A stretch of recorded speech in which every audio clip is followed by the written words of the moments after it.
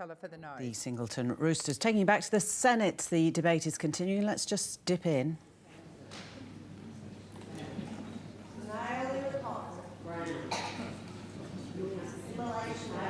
Stop the count. Senator Thorpe, I would ask that the count be conducted in silence. Please continue.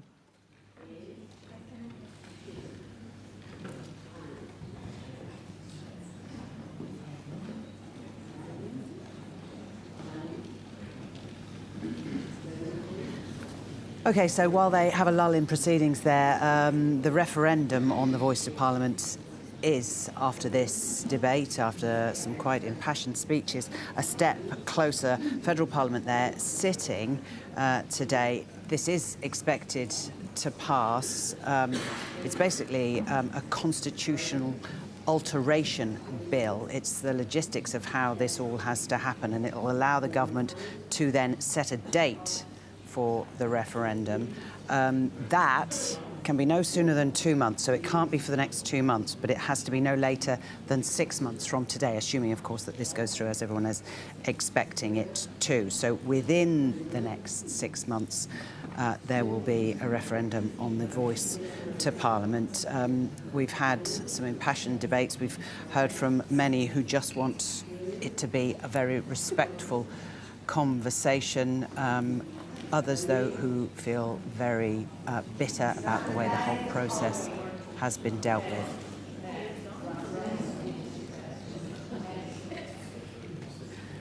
Let's bring in Dan Busher, who's watching it with us. Dan, we missed what part they were up to in this debate, in the speeches. Have they gone to the vote yet? Lorna, it would appear that this is in fact the very vote happening right now to decide whether or not this constitutional alteration bill will be passed or not. From the look, as we're looking at that wide shot there of the Senate chamber, there seems, from what I can see, to be many more senators sitting on the yes side. But of course, this division is really to get to the bottom of that, and there are tellers on both the government and the opposition side who are now counting each of those senators. We heard the Senate President just a moment ago asking for that to be carried out in silence. That division went for about 4 minutes, those bells, before the doors were locked, before this part of the process could happen. And in that time, we know that Senator Thorpe came back into the chamber after having left following her speech to the House, to the chamber just a few minutes ago. And so right now, this is really seen as one of those moments. Passed the constitutional alteration Aboriginal and Torres Strait Islander voice 2023 by an absolute majority. Senator Thorpe.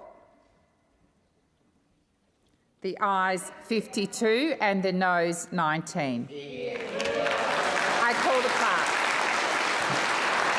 A bill to enact to alter the Constitution to recognise the First Peoples of Australia by establishing an Aboriginal and Torres Strait Islander voice.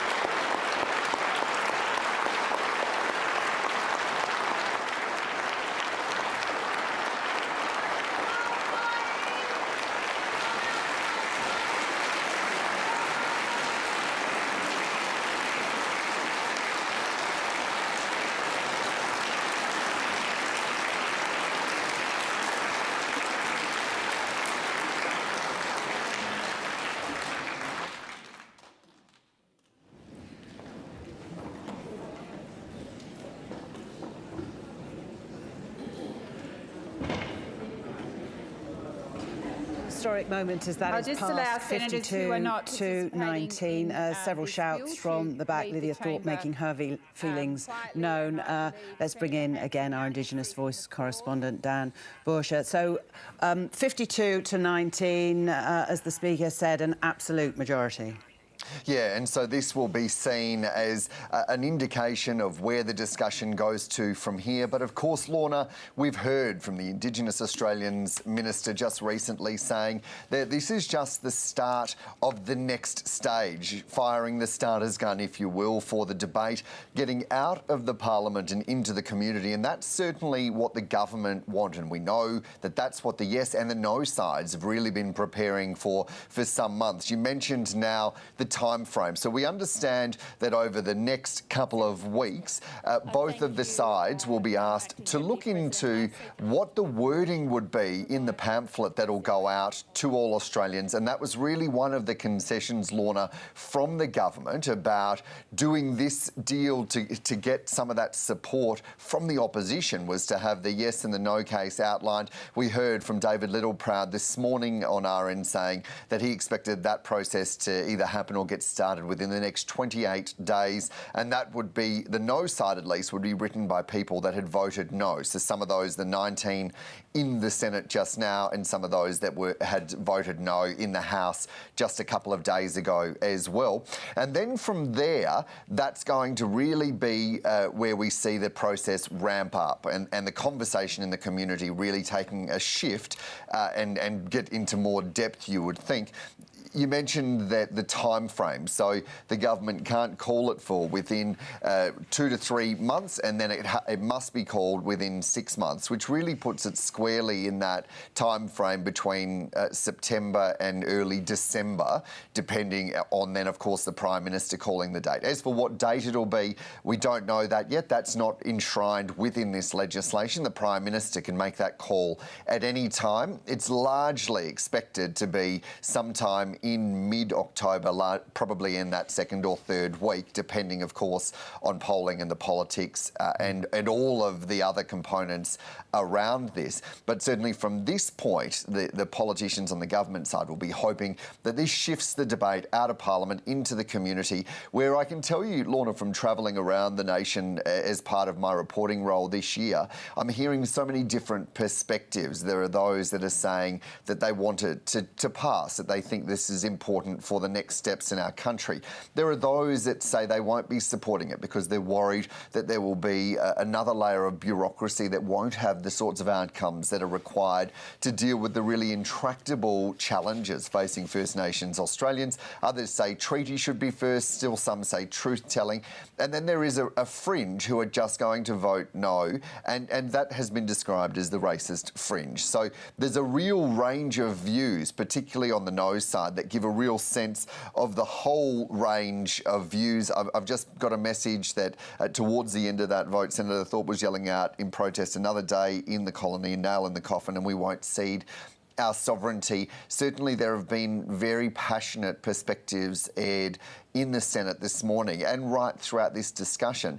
And I think it's really important to note that a number of senators made the point that they want this debate to happen in a respectful way where we don't all have to agree, but what we do have to do is find common ground to be able to respect each other's differences, because if that doesn't happen, then feels like there's something greater at risk here, which is more about who we are as a nation rather than just the outcome. What is the polling showing at the moment, Dan? Well, it's pretty soft, you'd have to say. Some pollsters have told me that they're not putting too much stock in it. The latest ones that came out in the last week had support, in some instances, dipping below 50%, others saying that it was in the low 50s, some saying mid to high 50s. I know that there's been some private polling that I've been told about that hasn't been released publicly and I haven't seen, that puts support up around the 70 to 80% mark. So I think it really depends on what the polling is, what's happening in the public debate at the time, and also what areas of our community are being polled. So there's a whole lot of variables. As we know, Lorna, from any polling of recent decisions or recent votes, polls, elections and the like, that there's been a lot of scepticism about polling. And add on into that the complexity that we haven't had a referendum in Australia since 1999, never one in the age of social media. There are some saying that you simply can't accurately poll such a question, particularly one that has so many layers and so much nuance underneath it. Yeah, indeed. All right, Dan, thanks for taking us through that this morning. We'll speak again later, no doubt. Thanks very much. Thank you. So the breaking news